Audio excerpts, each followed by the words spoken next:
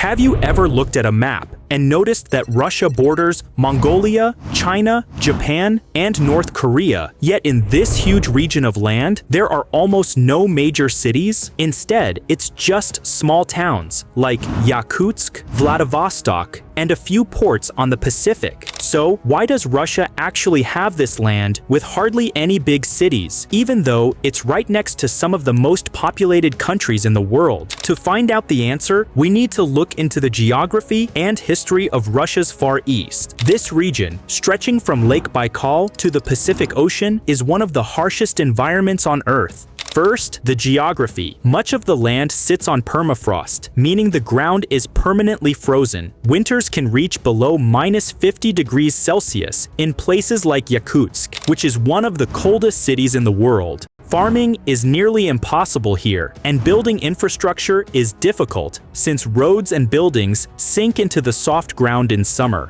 Second, the distance. This area is over 6,000 kilometers from Moscow and separated by endless forests, rivers, and mountains. Supplies, investment, and people from Western Russia, where Russia was built, rarely made it here. Third, the history. When Russia expanded eastward in the 1600s and 1700s, it claimed this territory mainly for fur, resources, and access to the Pacific Ocean, not for building big cities. Towns like Vladivostok, founded in 1860, was created as a military outpost and naval base to secure the border against China and Japan. In the 20th century, the Soviet Union built projects like the Trans-Siberian Railway and later the Baikal-Amur main line to connect this remote land. They forced workers, prisoners, and soldiers to live here, but most left once their work ended. Even today, the population is tiny compared to the land size. Cities exist, but they are small.